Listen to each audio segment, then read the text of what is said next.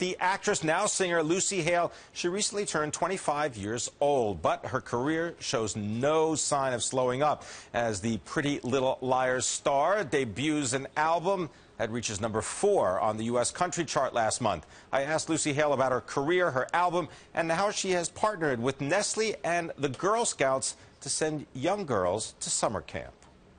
Well, I'm not a Girl Scout, but I am partnering up with Nestle Crunch has partnered up with Girl Scouts of the USA for the Let's Get Her to Camp campaign, and it's really awesome. They're raising a lot of money to send young girls to camp for next summer. And, you know, girls that wouldn't necessarily get the opportunity to go. So I personally was a kid that did go to camp, and I created some amazing memories there. So I was really excited to lend my name to the campaign and all that they stand for.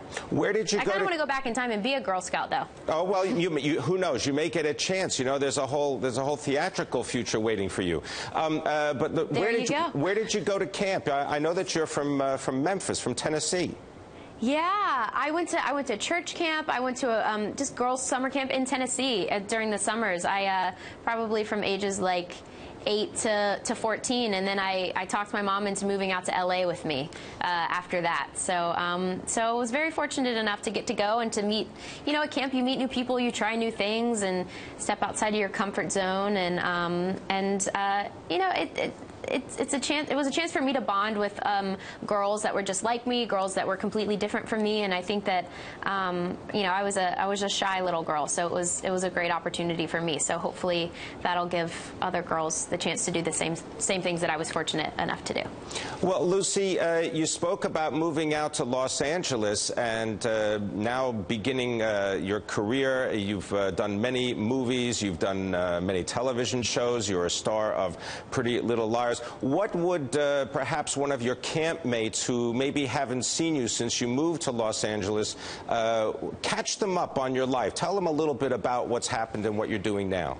Well, I've been lucky enough to be a part of a show we're on our 5th season. Our 100th episode is about to air. So, you know, I know that's a little rare in TV world. So we're all sort of on cloud 9 and really grateful for that opportunity. So I've been doing that. I just released a CD which came out about a month ago.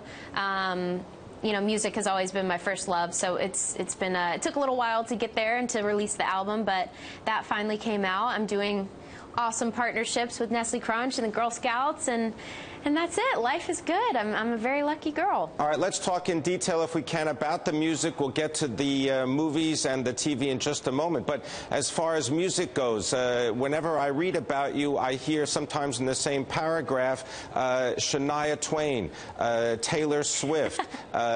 What's your take? Would you want to aspire to that level, or maybe we'll talk about whether you want to be a movie star as well?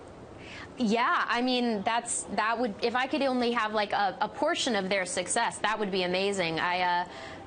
Obviously, people like Taylor Swift have completely paved the way. Shania Twain is one of my idols, but I've always loved country music, and I always knew in the back of my head one day I would release an album, and was, because of the success of the show, was lucky enough to do so. So, yeah, I mean, I want to. Music is my main focus right now. We're right in the middle of filming, but music is pretty much #1 in my heart right now. So. Well, Lucy, tell us the name of the album and perhaps select one song that you think you'd like to represent yourself. Yeah, it's called Road Between, and there's a song on there called Road Between, which is, I've kind of been calling it my anthem. But if you were to listen to any song on the album, I think the one that is probably my favorite. It's hard to choose a favorite, but if I had to, there's a song called Nervous Girls, and it's a pretty beautiful message. It's a strong message that I think that everyone should hear. It's sort of, long story short, says that we all sort of struggle with something, and that at the end of the day, if you strip away everything, how much money you make, where you're from, what you look like, what you do for a living, we all kind of struggle with something, and we should all kind of be there for each other. So. How have you been able to translate that into, let's say, using a video or media to show people and let people see and hear your music? How have I been promoting it? Yes.